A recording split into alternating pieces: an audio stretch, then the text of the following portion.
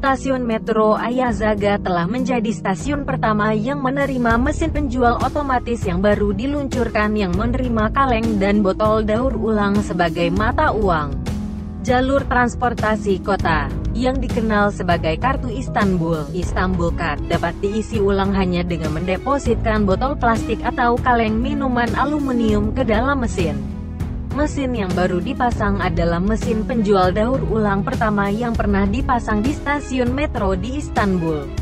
Tetapi proyek ini diperkirakan akan menyebar ke stasiun metro lainnya di kota segera. Ketika seorang pejalan kaki menyisipkan botol plastik kosong, sensor mesin memindai untuk menilai ukuran plastik.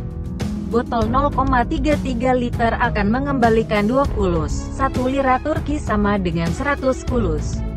Botol 0,5 liter akan kembali 3 kurus, 1 liter botol akan mengembalikan 6 kulus dan botol 1,5 liter akan mengembalikan 9 kulus. Sedangkan untuk kaleng minuman aluminium, mesin akan mengembalikan 7 kulus untuk kaleng 0,33 liter dan 9 kulus untuk kaleng 0,5 liter. Karena satu ongkos berharga 2,60 lira, seseorang harus menyetor setidaknya 28 botol 1,5 liter plastik atau kaleng aluminium 0,5 liter ke dalam mesin untuk mendapatkan harga penuh. Inisiatif ini dilakukan oleh Kota Madya Metropolitan Istanbul dalam upaya untuk mendorong daur ulang.